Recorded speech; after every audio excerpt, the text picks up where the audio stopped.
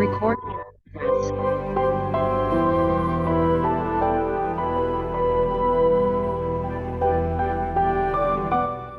Buenos días, bienvenidos a este tiempo devocional, tu palabra para encontrar el camino. Hoy, 14 de septiembre del 2021, vamos a continuar con la lectura de la Biblia en un año. Hoy corresponde leer Juan 13, del 31 al 38, segundo libro de Crónicas, capítulo 23 y Salmos 81. Salmos 81, segundo de Crónicas 23 y Juan 13, 31 al 38.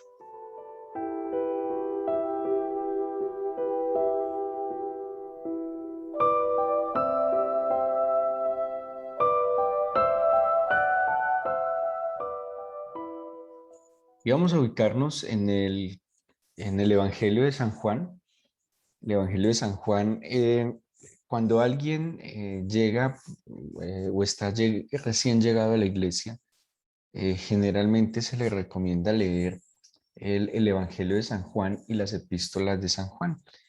Se conocen por su contenido como el evangelista del amor.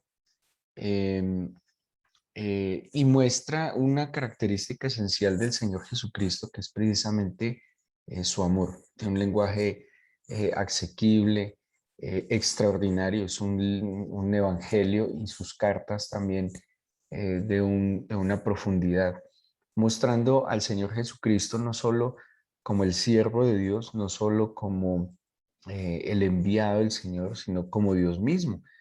De hecho, Mateo, Lucas dan una genealogía del Señor Jesús que uno por la línea de José, se dice que la otra genealogía es por la línea de la Virgen María, pero el evangelista Juan, el apóstol, muestra la genealogía del Señor Jesús trayéndolo directamente desde el seno del Padre.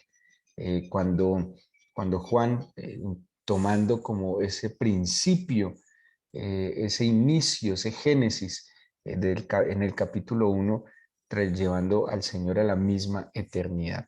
Y se centra definitivamente en las características esenciales del Señor Jesucristo como Dios hecho hombre, y una esencia o una característica esencial del Señor es sin duda alguna el amor. En el capítulo 13 y el capítulo 13, 14, 15 hasta el 17, son unos capítulos que están, es la narración, así lo plasma Juan en su evangelio, que se da entre el momento de la cena, lo que nosotros conocemos como la última cena, como la Pascua, la última Pascua que el Señor celebró con sus discípulos.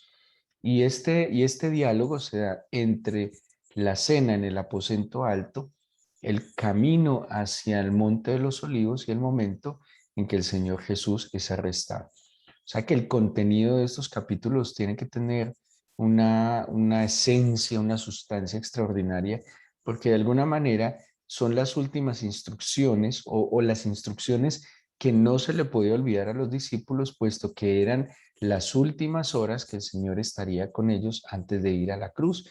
Y por eso el contenido de estos capítulos tiene una profundidad extraordinaria. Allí es cuando el Señor les habla del Consolador, del Espíritu Santo, cuando Él les habla del amor, cuando Él les habla del servicio. Y en los pocos versículos que corresponde a la lectura del día de hoy, dice el versículo 31, cuando hubo salido, dijo Jesús, ahora es glorificado el Hijo del Hombre y Dios es glorificado en él. Entre el versículo 30 y 31 hay una transición de lugar.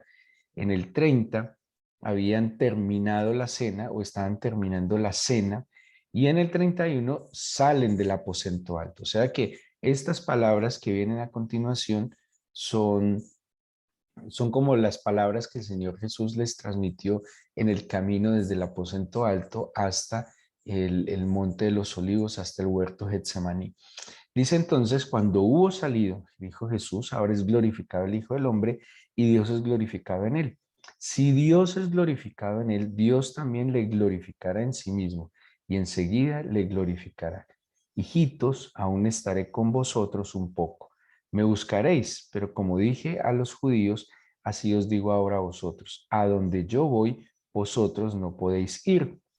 Un mandamiento nuevo os doy, que os améis unos a otros, como yo os he amado, que también os améis unos a otros. En esto conocerán todos que sois mis discípulos, si tuviereis amor los unos con los otros. Le dijo Simón Pedro: Señor, ¿a dónde vas? Jesús le contestó: a donde yo voy, no me puedes seguir ahora, mas me seguirás después. Le dijo Pedro: Señor, ¿por qué no te puedo seguir ahora? Mi vida pondré por ti. Jesús le contestó: ¿tu vida pondrás por mí? De cierto te digo, no cantará el gallo sin que me hayas negado 3 veces. Bueno, aquí y mañana hablaremos un poco de lo que sigue, pero aquí hay algo muy importante y es que no me voy a centrar en esto, el lugar a donde va el Señor Jesús, que en ese momento los discípulos no lo pueden seguir. Imagínense eh, el tiempo que estuvo con ellos, seguramente alrededor de 3 años, haciendo ministerio, viviendo cosas extraordinarias. Imagínense cómo el Señor Jesús marcó la vida de estos hombres y en este día angustioso, la última noche con ellos, les dice: ustedes no pueden ir a donde yo voy. Sí, eso, claro, inquieta seguramente a cualquiera. También les dice: bueno, por ahora no pueden ir a donde yo voy, pero más adelante van a ir. Seguramente todos quisieran estar donde el Señor Jesús iría, pero eso lo hablaremos mañana. Aquí hay algo que, que no nos podemos distanciar ni distraer de algo que plantea el Señor, de una marca del discípulo de Jesucristo. Y esa marca del discípulo de Jesucristo, dice el versículo 35, en esto conocerán todos que sois mis discípulos. Generalmente se podría pensar que un discípulo de un gran maestro como el Señor Jesús, pues se notaría por su elocuencia, porque hiciera los milagros, ¿sí? O sea, Jesucristo hizo milagros, sanó enfermos, resucitó muertos, sanó paralíticos, liberó endemoniados, actuó sobre la naturaleza, multiplicó alimentos, bueno, hizo cosas sobrenaturales. Podríamos decir que un discípulo de Jesucristo pues tendría que hacer esos milagros y que en eso se sabría que es discípulo de Jesucristo. Podríamos decir que un discípulo de Jesucristo tendría la sabiduría, la elocuencia, la manera particular de enseñar. O sea que por sus enseñanzas podría decirse que es discípulo de Jesucristo, ¿sí? Porque tal cual el maestro, tal cual el discípulo. Podríamos decir que un discípulo de Jesucristo se notaría por su alta capacidad de influencia, un hombre, una mujer influyente como Jesucristo. Jesucristo, sin duda alguna, fue tan influyente que permeó todos los estratos sociales, todas las estructuras sociales. Cuando uno ve los evangelios, no solo el pobre, el enfermo, el necesitado, el extranjero, el menesteroso, también gobernantes, personas de importancia, personas ricas, estudiadas. Era un hombre influyente y podríamos decir que un discípulo de Jesucristo, pues tal cual el maestro, tal cual el discípulo, debería ser influyente, elocuente, unas características extraordinarias de liderazgo. Pero el Señor Jesús la puso de alguna manera más sencilla. Y dijo: ¿cómo van a conocer que ustedes son mis discípulos? ¿Cuál es la marca del discípulo de Jesucristo? Dice el versículo 35, en esto conocerán todos que sois mis discípulos si tuvierais amor los unos con los otros. Bueno, aquí se la puso sencilla, pero para el mundo de hoy un poco más difícil. El mundo de hoy, lo digo porque es un mundo mucho más egoísta, es un mundo mucho más centrado en sí mismo, es un mundo que se está devorando poco a poco, el ser humano se devora los unos a los otros y que seguramente pues esta marca a muchos llamados creyentes, por lo menos profesantes, tampoco es que les llamara mucho la atención el amar los unos a los otros. Esa es la marca del discípulo. Si usted quiere ser discípulo de Jesús, si usted se llama discípulo de Jesús, si usted se considera discípulo de Jesús, la evidencia es el amor que usted siente hacia el prójimo. Así es, los unos a los otros. Entonces, el amor implica algunas cosas. Y vamos a ver algunos pasajes de la Biblia Seguramente lo veremos mucho más en Juan, porque como les dije, el conocido evangelista del amor, hay unas características de aquel que ama.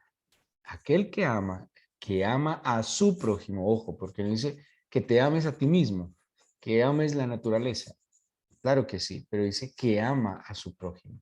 Y el que ama a su prójimo se identifica, se le nota que es discípulo de Jesucristo. Primera de Pedro, capítulo 4, versículo 8. La primera epístola de Pedro, capítulo 4, versículo 8. Es un versículo, sin duda alguna, que es reconocido. Dice de la siguiente manera. Ante todo, tened, bueno, voy a leer desde el 7. Mas el fin de todas las cosas se acerca. Sed, pues, sobrios y velad en oración. Y ante todo, tened entre vosotros ferviente amor, porque el amor cubrirá multitud de pecados. El que ama, perdona. Si soy discípulo de Jesucristo y la marca de ser discípulo de Jesucristo es el amor, el que ama, perdona.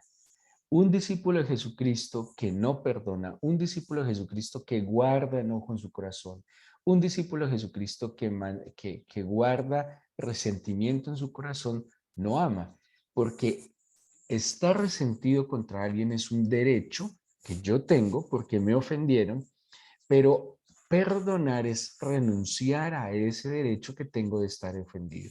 Y cuando yo amo, de hecho, si ustedes recuerdan lo que Pablo escribe a los Corintios en el capítulo 13, cuando habla del amor, el amor es benigno, el amor es sufrido, el amor no guarda rencor. Y yo cuando amo, renuncio al derecho que tengo de estar ofendido con aquel que me hizo daño. El que ama, el discípulo de Jesucristo que ama, perdona. Borrón, cuenta nueva y sigo para adelante. Pero dice también Juan 14:15, si me amáis, guardad mis mandamientos. Y dice primera de Juan capítulo 5, versículo 3, ojo, si me amáis, guardad mis mandamientos. Y la primera epístola de Pablo, de Juan, en el capítulo 5, versículo 3 dice, pues este es el amor a Dios, que guardemos sus mandamientos y sus mandamientos no son gravosos. ¿Qué quiere decir? Que el que ama obedece al Señor. El que ama obedece los mandamientos del Señor. Una expresión del discípulo de Jesús es que obedece. Y obedece no por conveniencia, obedece no por temor o por miedo, sino que obedece por amor, porque quiere, anhela corresponder todo lo que el Señor le ha concedido. Cuando yo obedezco fundamentado en el amor, no es gravoso para mí, ¿sí? No es como una carga impuesta. Por el contrario, es la manera que yo hallo para agradar a mi Señor. El que obedece, sin duda alguna, ama. Pero Proverbios 8, 17 al 18 también nos muestra una marca del amor. Y aunque el Proverbio 8 usa una alegoría acerca de la sabiduría, no podríamos negar de ninguna manera que la sabiduría es una característica esencial del Señor, como el amor. O sea que si yo dijera Dios es amor, Dios es amor. Es su característica esencial. Pero si yo dijera Dios es sabiduría porque es sabio, la sabiduría también de alguna manera representa esencialmente al Señor. O sea que el capítulo 8 que está hablando de la sabiduría, no lo dudemos que está hablando tácitamente del Señor. Y dice Proverbios 8, 17, 18. Yo amo a los que me aman y me hallan los que temprano me buscan. Las riquezas y la honra están conmigo, riquezas duraderas y justicia. Quien ama, busca. Me halla el que temprano me busca, el que hace el esfuerzo de buscarme. Cuando usted busca la sabiduría, si esto está en la Biblia, no se está refiriendo al conocimiento, no se está refiriendo a la ciencia de este mundo, se está refiriendo a la fuente de la sabiduría y la fuente de la sabiduría es el Señor. El que ama, busca. El que ama, procura estar con aquel que ama. Y si yo soy discípulo de Jesucristo, pues estoy llamado también a buscarle. Pero también dice Juan 12:26, dice lo siguiente. Juan 12:26. Si alguno me sirve, sígame. Y donde yo estuviere, allí también estará mi servidor. Si alguno me sirviere, mi Padre le honrará. El que ama, sirve.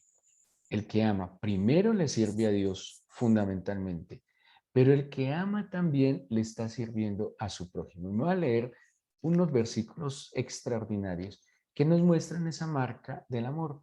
Mateo capítulo 25, versículo 31 en adelante. Mateo 25, 31 al 40. Vamos a leer hasta el 40. Y dice de la siguiente manera. Cuando el Hijo del Hombre venga en su gloria y todos los santos ángeles con él, entonces se sentará en su trono de gloria. Y serán reunidas delante de él todas las naciones, y apartará los unos de los otros, como aparta el pastor las ovejas de los cabritos. Y pondrá las ovejas a su derecha y los cabritos a su izquierda. Entonces el rey dirá a los de su derecha, venid, benditos de mi Padre, heredad el reino preparado para vosotros desde la fundación del mundo. Porque tuve hambre y me disteis de comer, tuve sed y me disteis de beber, fui forastero y me recogisteis, estuve desnudo y me cubristeis, enfermo y me visitasteis, en la cárcel y vinisteis a mí.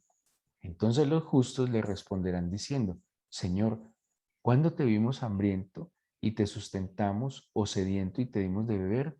¿Y cuándo te vimos forastero y te recogimos, o desnudo y te cubrimos? ¿O cuándo te vimos enfermo o en la cárcel y vinimos a ti?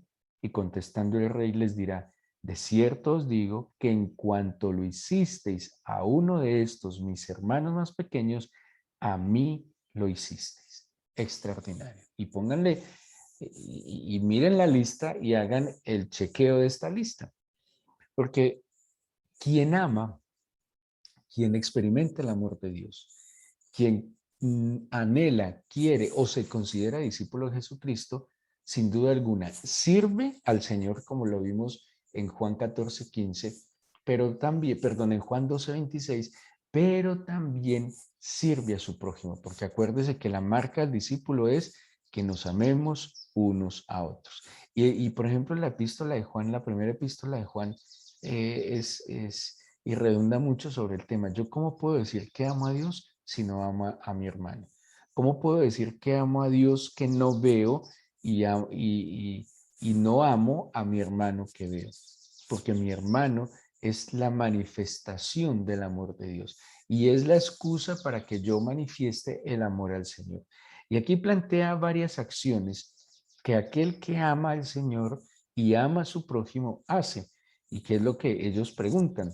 Uno, dice suplir la necesidad de alimento, dice dar de comer, dar de beber, hospedar, porque cuando habla de ser forastero, cubrir, dar vestido, visitar al enfermo, venir al encarcelado, el poder ayudar al más necesitado. Y nosotros debemos de verdad cuestionar y confrontar eh, pues nuestra expresión del amor. Visitamos los enfermos. A veces nos excedemos en la prudencia. Y yo considero esto. Una característica del amor es que el amor no es prudente. El amor no es protocolario. El amor no se mide por protocolos ni conductas éticas. El amor de hecho es imprudente porque el amor es libre, porque el amor debe ser espontáneo. Y si yo tengo en mi sentir que alguien está solo, enfermo, obviamente que cuidar el tema de la salud. Si yo sé que es una enfermedad altamente contagiosa, pues tomaré todas las medidas necesarias porque tampoco puedo ser imprudente porque hay otras personas que se afectarían. Pero si yo puedo visitarle, ¿por qué no lo voy a hacer? Bueno, hoy en día la tecnología ayuda, facilita también ese tema. Una llamada, ofrecerse, ¿qué se necesita? Atender al enfermo, visitar a aquel que está en la cárcel. Eh, uno de los problemas más comunes, yo tuve la oportunidad en algún momento de visitar tanto cárceles de mujeres como de hombres y había una particularidad en la cárcel de las mujeres.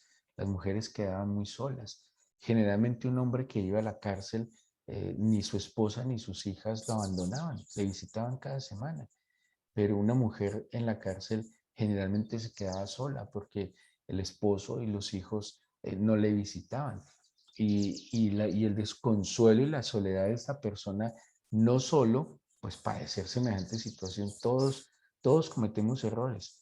Lastimosamente, algunos pagan más caro que otros, pero todos cometemos errores dignos de muerte, según la Biblia, dignos de cárcel incluso. No todos, por la misericordia de Dios, hemos tenido pues, la desafortunada experiencia de caer en una cárcel, pero es una experiencia muy dolorosa que el que ama a Dios debería acompañar de alguna manera. Eso hace un creyente, eso hace un cristiano, eso hace alguien que ama al Señor, sirve, ayuda, suple una necesidad. Pero el que ama también se aparta. Y dice primera de Juan capítulo 2. Les recomiendo mucho toda la epístola de Juan respecto a todo lo que es la marca indeleble del discípulo de Jesucristo.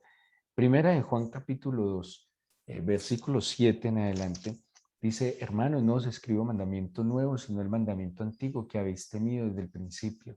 Este mandamiento antiguo es la palabra que habéis oído desde el principio. Sin embargo, os escribo un mandamiento nuevo que es verdadero en él y en vosotros, porque las tinieblas van pasando y la luz verdadera ya alumbra. El que dice que está en la luz y aborrece a su hermano está todavía en tinieblas. El que ama a su hermano permanece en la luz y en él no hay tropiezo. Pero el que aborrece a su hermano está en tinieblas y anda en tinieblas y no sabe a dónde va porque las tinieblas le han cegado los ojos. Os escribo a vosotros, hijitos, porque vuestros pecados os han sido perdonados por su nombre. Os escribo a vosotros, padres, porque no conocéis, conocéis al que es desde el principio. Os escribo a vosotros, jóvenes, porque habéis vencido al maligno. Os escribo a vosotros, hijitos, porque habéis conocido al Padre. Os he escrito a vosotros, padres, porque habéis conocido al que es desde el principio. Os he escrito a vosotros, jóvenes, porque sois fuertes y la palabra de Dios permanece en vosotros y habéis vencido al maligno. No améis al mundo ni las cosas que están en el mundo. Si alguno ama al mundo, el amor del Padre no está en él. Porque todo lo que hay en el mundo, los deseos de la carne, los deseos de los ojos y la vanagloria de la vida, no proviene del Padre, sino del mundo. Y el mundo pasa y sus deseos, pero el que hace la voluntad de Dios permanece para siempre. El que ama se aparta. Y el que ama ayuda. Primera de Juan 3, 16 al 18 dice: en esto hemos conocido el amor, en que Él puso su vida por nosotros, también nosotros debemos poner nuestras vidas por los hermanos. Pero el que tiene bienes de este mundo y ve a su hermano tener necesidad y cierra contra él su corazón, ¿cómo mora el amor de Dios en él? Hijitos míos, no amemos de palabra ni de lengua, sino de hecho y en verdad.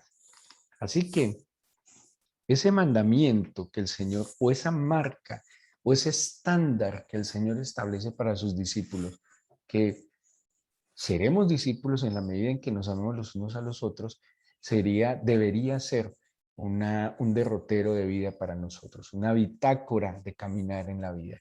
Procurar en la búsqueda del Señor llenarnos de su amor, procurar en la búsqueda del Señor obedecer sus mandamientos, procurar en la búsqueda del Señor apartarnos del mal camino y en esa búsqueda perdonar, servir y ayudar a nuestro prójimo. Que esa marca indeleble del amor del Señor en nosotros se note, no otra cosa. De nuevo les digo, no es la elocuencia, no es la fama que tengamos, no es como vistamos. Uno no demuestra que es creyente porque viva lleno de opulencia, de orgullo y mostrando prosperidad. El Señor no mostró prosperidad, el Señor no andaba chicaneando de ninguna manera. El Señor solo amaba y servía y los recursos que el Señor tenía los disfrutaba seguramente, pero los compartía, bendecía a otros. Nosotros no tenemos que mostrar una imagen diferente a la de Jesucristo y debemos cuestionarnos si Jesucristo estuviera hoy en el 2021, ¿Cómo sería Jesucristo? ¿Dónde estaría? ¿Con quién se relacionaría? ¿Cómo lo haría? ¿Cuál sería su forma de hablar? ¿Cómo manejaría las redes sociales el Señor Jesús?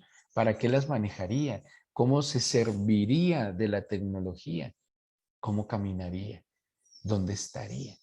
Y si nosotros somos sus seguidores, somos sus discípulos, pues esas características deberían ser evidentes y notables en cada uno de nosotros. ¿Cuándo lo lograremos?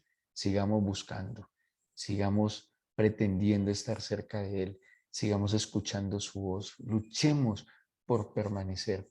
Y esa marca indeleble impactará a los que nos rodean, impactarán a los nuestros primero, y Jesucristo hará una obra extraordinaria en nosotros y seguramente a través de nosotros. Démosle gracias al Señor, entreguémosle este día y pídale en oración que esa marca sea evidente en usted, porque sus hijos, su pareja, sus padres, sus amigos, sus vecinos necesitan ver a Jesucristo, necesitan experimentar a Jesucristo.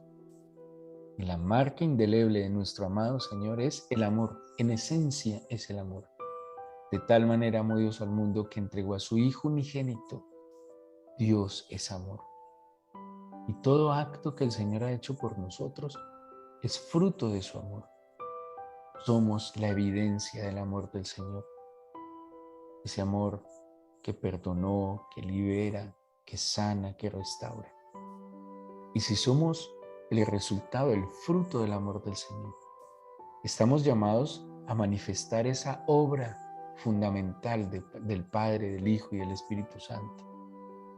Así que dígale, Señor, acércame a ti. Y una evidencia, un indicador claro y genuino de que yo estoy cerca de Dios es que experimento amor en mi corazón. Pero cuando mi corazón se llena de resentimientos, de soberbia, cuando mi corazón empieza a despreciar al prójimo porque no es tan espiritual como yo, porque no es tan sabio como yo, porque no es tan entendido, porque no es tan ordenado, porque no es tan juicioso como yo, esa actitud de menospreciar, de juzgar, de criticar, es una actitud de soberbia y altivez, y ahí no está el corazón de Dios. Pero cuando mi corazón experimenta misericordia, experimenta piedad, experimenta bondad, cuando mi corazón experimenta paciencia, tolerancia, podría decir que mi corazón está siendo permeado por el amor dulce del Señor. Mis hijos necesitan más de tu amor, Dios. La sociedad necesita más de tu amor. Hoy te pido que sacies el alma y el corazón de tus hijos y que cada uno sea tan lleno, tan pleno, tan satisfecho de tu gracia, de tu bondad y de tu amor, que podamos ser luz y manifestar esas obras de la luz donde quiera que estemos. Amado Padre, yo te pido por favor que extiendas tu mano de bendición sobre cada hijo e hija que en este momento o más adelante escucharán esta meditación. Por favor, sacia y llena cualquier vacío faltante de amor, de perdón, de gracia. Y al encontrarse con ese verdadero amor, úsales para amar a otros que están en peores condiciones que nosotros, Señor, y que necesitan mucho más. Gracias por tu palabra y gracias por amarnos. Muchas gracias por amarnos. Gracias por soportarnos. Gracias por tu fidelidad, por estar allí siempre, por permanecer, por tolerarnos tanta necedad, tanta arrogancia, Señor, tanta ignorancia. Gracias por ser ese tesoro maravilloso que está en esta vasija de barro. Extiende tu mano de bendición sobre tu pueblo, sobre tus hijos, mi Señor. Te lo pido en el nombre de Jesús. Amén.